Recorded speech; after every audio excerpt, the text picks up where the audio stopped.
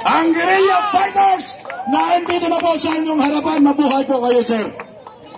Ay, ito, sir. Sir, dito tayo, sir. Kap, nandito po. Sino po yung una? Mabuhay ka, sir. Nandito na sila. Patay kung patay na na. Bayan! Taong bayan! Taong bayan! Taong bayan! Ang makapangyarihan sa ibabaw ng ating konstitusyon, sa ating konstitusyon, sa 1987 konstitusyon. Okay. Pagod na, pero sige, tuloy natin. Walang pwedeng mapagod. Walang pwedeng mapagod. Ulitin ko po, ulitin natin. Kaya tayo nandito nagsasalita sa harap ng sambayan ng Pilipino. Ang ibang nating kababayang Pilipino, hindi nila alam. Baka pagkising nila, wala na ang ating kayamanan, wala na ating reserbang kayamanan, ubos ang pera sa Congress hearing. Ano nga ba yung hearing na yan? Saan pa papunta? Bakit ang inimbestiga nila yung 100 million lang, pero yung billion of pesos hindi nila na-imbestigahan? Ano? Okay, mga kabayan ko. Okay, isa-isahin natin ang isyu, no? Corruption, abuse of authority. Nandito na ang Partido Komunista sa Pilipinas, nasa Kongreso na, kasama na ni Tambaloslos. Sana hindi siya manalo sa dating na eleksyon sa Leyte. Sa Tacloban, hindi sana siya manalo para wala nang demonyo sa Pilipinas. Demonyo sa Pilipinas. Ang Speaker of the House, siya ang salot sa lipunan, at ang ating First Lady, siya ang ating problema sa ating bansang Pilipinas. Dalawa lang ang demonyo at isa lang ang tanga. Sino yung tanga? Si Bongbong Marcos. Kinakaya ng asawa, kinakaya ng asawa, kinakaya ng kanyang pinsan. Isang weak leader. Noong 1970s, 1980s, ang naghaharing pangalan Marcos at Romualdez. Ngayon, Marcos at Romualdez pa rin. Alam nyo, sa totoo lang, para sa kalaman, ako ay nakapagtapos ng kolehiyo sa pamamagitan ng Marcos Sr. Ang inaakala ko, yung 60 million more or less na itinutulong ko sa kanya pagkapanalo bilang isang vanguard of democracy, humiwalay ako. Kasi ang unang napag-usapan namin ni Martin Araneta sa Mandaluyong, na kung saan yung kayamanan na makuha, ibibigay sa taong bayan. Ano nangyari? Ibinigay, ibinayad sa mga taong kanilang papakinabangan. Lahat ginawa nilang bayaran. Mayayaman, mahihirap, binabayaran nila para sa kanilang political ambition. So ganun po. Okay, susunod ang ating kaibigan. Okay, isang palakpak para sa ating mahal na Vice President Sara Duterte. Isang palakpak na malakas.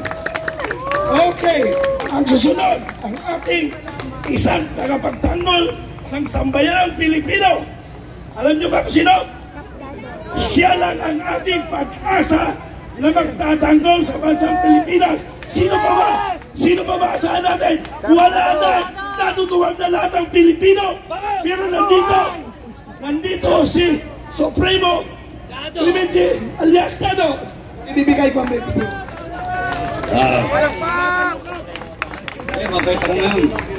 Magandang gabi sa inyong lahat. Mga kasama, kahit suunan, magandang gabi sa inyong lahat. Thank you, thank you. At isang honor yun, nandito kami. Isang honor. Kasama namin yung mga commander ng Filipino Guerrilla Forces. Tawag nyo ng itaas yung kamay nyo. Makikilala kayo. Mga nandito. At yung mga nakikinig na Filipino Guerrilla Forces all over the country, one time big time. Okay, one time big time. Tapusin na natin to. Tapusin na natin to. Kasi mali. Okay. Bakit tayo nandito? Ay, hindi pa nakakilala sa akin. Ako si... Ano pangalan mo? Dado Enrique. PMA class 1983. First captain ng klase. Ibig sabihin nun, barumbado. Baron ng klase. Scout Ranger, US Ranger, Airborne, lahat na ano. Nuclear, Biological, Chemical Defense. Cook, sundan, kanin. Mamamatay tao. Noon, ngayon hindi na, mabit na ako. Talaga? Okay, bakit tayo nandito? Kung tatandaan ninyo, 2 taon mula noon, may 10 taong kumandidato, humingi ng tulong natin. Humingi ng tulong, pinaunlakan natin. Pinakinggan natin yung sinasabi niya at binigyan natin ng oras natin. Binoto pa natin. Ako binoto ko. Yung sa iba hindi binoto. Pero ako binoto ko. Binigyan ko siya ng oras ko. Na kahit ako walang pakialam, binigyan ko siya ng oras. Ngayon, fast forward. 2 taon na lumipas. Bakit ako nandito? Bakit kayo nandito? Bakit ka nandito? Bakit ka nandito? Nabudol! Nabudol. -1, 31 million minus 1. 30,999,999. -1, 39,999,990. Bakit kayo nandito? Marcos Alex dyan! Ikaw, wag naman. Yan mo na. Wag naman. Galit eh. Baka altipresyon. Ngayon, ba't tayo nandito? Ba't ako nandito? Gusto ko i-share sa inyo. Kami ng grupo ko, kaya kami nandito. Kasi gusto namin humingi ng oras sa kanya. Binigyan ko siya ng oras, binigyan natin siya lahat ng oras. BBM, bigyan mo ng oras ang taong bayan. 2 taon na lumipas. Masama ba yung magbigay ka ng oras para sa taong bayan? We are seeking redress. We are seeking redress for our grievances. We are seeking answers. We are seeking answers for whatever na kayo nararamdaman ninyo. Mataas ang bilihin. Yung bigas na pangako. Saan damakal ang pangako ginawa? May babahay. Nagawa ba? Hindi. Hindi. So, nandito tayo para gusto natin bigyan tayo ng pansin. Binibigyan natin siya ng pagkakataon. BBM, kung natitinig mo ko, binibigyan namin kayo ng pagkakataon sagutin ang hinanaing ng taong bayan. Number 1, you take a hair follicle drug test. Pero alam namin, di mo papansinin. Bakit? Kasi alam mo, positive ka. Diba? You take a hair follicle drug test. That's the grievance number 1. Yun ang gusto namin resulta. Number 2, ano ang ginawa ninyo sa pera ng taong bayan? Number 1, yung binintang ginto. Sana po tayo pera. We want explanation. Ano yung nangyari sa PhilHealth Fund? We want explanation. Ano nangyari dun sa 1.4 billion na flood control program na bumabaha pa rin? Tapos doon wala namang walang bakal. Yung simento. Tapos hinahanap niyo yung barko na tumama doon sa flood control project na yan, hinayupak na yan. Tapos doon, ano nangyari doon sa PhilHealth, 89 billion? Ano nangyari? Hindi natin alam, no? Ano nangyari doon sa mga pera? Yung mga harlikapan. Thank you. 500 billion na pondohan ng 250 billion. Nasaan na? Umikita ba? Pera ng taong bayan yun. Pera yun ng mga empleyado. And yet, walang sagot. Pero kayo sinasagot ninyo yung grievances ninyo. Ano yung grievances ninyo? Takot na takot kay Sara. Takot na takot kay Duterte. Kay Digong. Hindi yun ang gusto namin. Ang gusto namin, sagutin ninyo. Please, sagutin ninyo. At kayo mga nakapaligid kay Marcos, kayong mga AFP, at mga PNP, pakiusap, wag niyong aawayin yung AFP, PNP. Nasasaktan kami, galing kami doon. May mga kasama kami ng ex-PNP, may kasama kaming mga ex-military. No? Hayaan nyo lang sila. Bakit? May trabaho silang ginagampanan, mas malaking problema nila. Kung hindi sila tutugon sa hinanaing ng taong bayan, tayo ang tutugon sa hinanaing natin. Tayo. Wala nang iba. Tayo. Tayo ang hihingi sa tulong sa sarili natin. Kung hindi sasagutin ng gobyerno ang problema ng taong bayan, tayo ang tutugon, tayo ang sasagot. Why? Because we are above everyone. We have the sovereign will. Tayo yung pinakamatas. Ito lang yung konstitusyon. Ito lang. Tayo. Ito. We, the sovereign Filipino people, imploring the aid of Almighty God in order to establish a democratic and just society. Just society that shall, and a government that shall embody our ideals. Ideal ba yung magdurog tayo? Ideal ba yung magnakaw? Yung anak mo nga magnakaw, papaluin mo eh. Sisitahin mo eh. Yung kongreso, pinaplanter tayo. Ano? Bawal ba Bawal ba magalit? Oh, iyo, contempt. Yes or no? Tanginan nyo. Yan ang sagot nyo.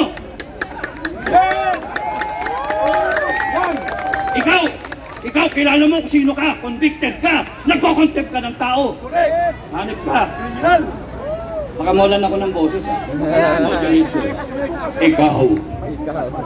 Ikaw, oh, convicted ka, criminal. Anong ginagawa mo dyan? Diba? Tala, may bukas ka rin. Oh? Kaya nga, hindi dapat na inaapi. And now, what you're trying to do, after the people are saying lahat ng grievances sila, binabaliktad din yung konstitusyon. Ginagamit yung konstitusyon laban sa amin. Tama ba yun? Mali! Patangina na sagot nyo. We, the sovereign Filipino people, do ordain and promulgate this constitution. Batas natin yon, kaya hindi kahit sinong Supreme Court, kahit sinong lawyer na hindi naintindihan yan, ay talaga, sorry, hindi nyo naintindihan. We, the sovereign Filipino people, tayo ang masusunod. We, the sovereign Filipino people, walang Pilipinas kung walang taong bayan. Walang gobyerno ng Pilipinas kung walang taong bayan. Walang konstitusyon kung wala yung taong bayan.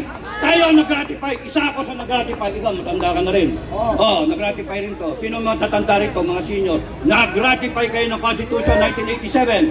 And we saw to it na meron tayong konstitusyon sa ngayon sa kagustuhan natin. Do ordain, binasbasa natin, and promulgate this constitution. Kaya ang problema ngayon, anong ginagawa nila? Binaboy! Yun lang ang salita. Binaboy! Pinorkipig! O yung constitution natin. Huwag masyadong magalit. Puso. Oh! You are weaponizing the constitution laban sa Pilipino. Bakit? Makinig kayong lahat, tao sa gobyerno. From President, Vice President, Labisara, Vice President, Congress, Senate, Armed Forces of the Philippines, 3 branches of government. Pakinggan ninyo, galit ang taong bayan. Napakahirap bang intindihin nun? Galit ang taong bayan. Ako galit na eh. Matagal akong magpasensya. I have a high tolerance for pain. Hindi na, okay lang. Hiwa-hiwain nyo ko, tatawanan ko lang yun. Patakan nyo ng kalamansi at asin, tatawanan ko lang yun. Tanggalin nyo yung kuko ko, okay lang sa akin yun. Kuryentin nyo ko, okay lang sa akin yun. Dinaanan namin sa akademiyan. No? Puso paising nun eh.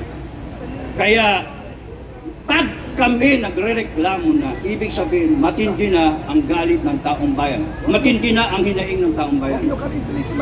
Kaya, pag kami nagalit, wag na natin paabutin ito na kami mismo, BBM, makinig kayo down the line.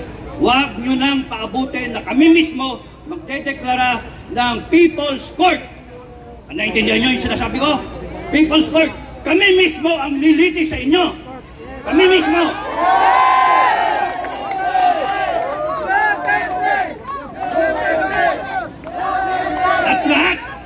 At lahat ng nagnakaw, lilitisin namin. ilalagay namin yung death penalty na ilang taon nyo nang hindi binalagay, binaon nyo sa limot. Habang kayo nagre-resolution 10, mga animal kayo. Mga animal kayo. Ayun kayo. Mainit na naman ang ulo ko, tanginan nyo. Oo, okay lang. Love you, love you. Hindi ko naintindihan eh. Unsa mo na? Yes, we are the sovereign Filipino government. The sovereign Filipino people. And we deserve respect. We deserve respect. Hindi tayo dapat takutin. Wala na ako ng boses ha. Hindi tayo pwedeng takutin. Pagkat lahat ng kanilang kapangyarihan, ano sabi sa konstitusyon?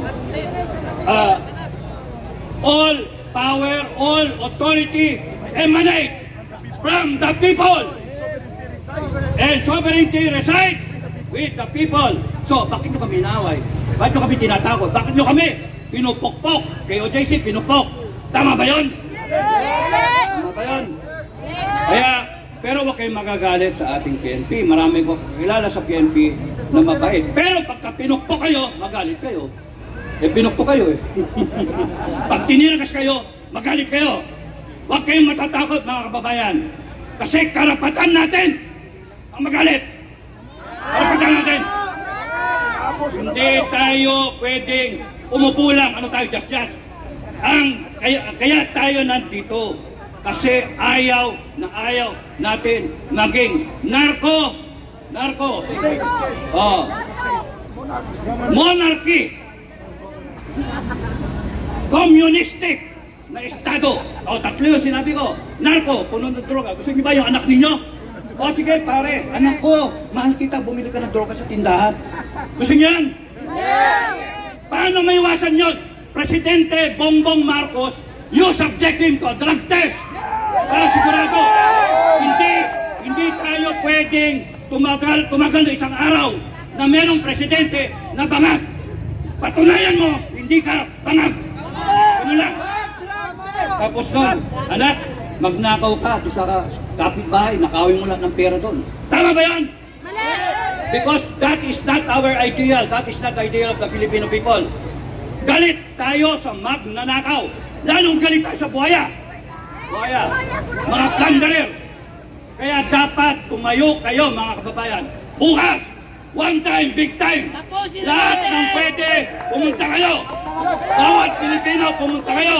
Yung mga nasa probinsya, pumunta kayo sa probinsya ninyo. Ewan ko, mahal ang traffic, mahal ang aeroplano.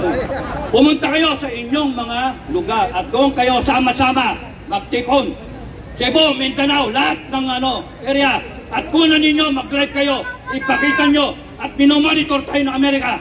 Gusto nilang makita na lahat tayo nagagalit. Hindi pwede ito. Hindi pwede. We, the sovereign people, will say, it is enough. Ayaw na namin ito. Maraming salamat sa inyo lahat. God bless you. Mabuhay ang mga retired military officers at kagaya ni Captain Tado. Pero bago tayo magsumata, pakinggan natin si retired Major General Felizardo Simoy, Filipino Guerrilla Forces. Naglingkod ito bilang isa sa mga officers ng Intelligence Service of the Armed Forces of the Philippines. At ngayon, naninindigan para sa katotohanan dito sa Itza Shrine. Magandang gabi sa inyo lahat. Nandito ako dahil nababahala na ako. Dahil narinig ko na naman ang katiwalian sa mga interpretasyon ng ating batas. Nung kami ay nasa active service, binabantayan namin na ang mga tao ay dapat sumunod sa batas. Ngayon, bakit tinuturuan tayo na susundin ang maling paggamit ng batas? Ano yun? Bago pa lang ito. Sabi nila, si Vice President Sara Duterte ay may kasalanan sa anti-terrorism law. Ano yun? Di ba matagal nating ginawa yung anti-terrorism law matagal pinagbatihan yan. Ang anti-terrorism law ay designed and written against the enemies of the state. Sino ba ang na-declare ng bansa na enemies of the state? SBA! Di ba klaro? Yung mga tunay na terorista sa bayan. Na-declare ba ang ating BP na enemy of the state? O bakit sinasabi nilang there is violation of anti-terrorism law? Saan napunta ang batas natin? Nasaan ang Supreme Court? Bakit pinababayaan ninyo na binabalasubas ang ating mga batas? Masulan! Ngayon, yung mga kasama namin na retired na ay pinaalahanan namin na ang pagpasunod sa batas ay dapat nasa tamang pamamaraan. Pero ang batas ay dapat nasusundin ng nagpapairal ng batas, ang PNP at ang Armed Forces of the Philippines. Tinuruan tayo na intindihin ang tamang pagpapairal sa batas. Bakit hindi ninyo sinusunod ang pagkakamali sa pagpapairal ng batas? Dapat kayo ang unang pipigil kung ang batas ay naging balasubas sa tingin ng iba.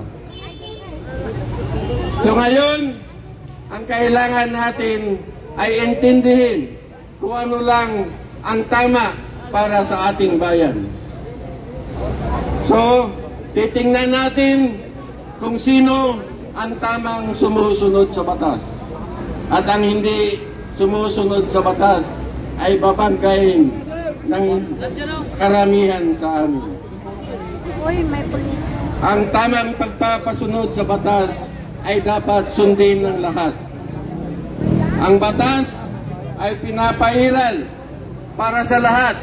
Ang batas ay dapat intindihin ng lahat. Ang mga lawyers at mga justices ay ginagawa lang nila ang tamang interpretation sa batas para sa mga hatol na gagawin ng ating mga judges and justices. Yun lang po. Maraming salamat sa pagpapahayag ni retired Major General Felizardo Simoy ng Armed Forces of the Philippines. Dumami na po tayo, mga kababayan, at magsasalita ulit.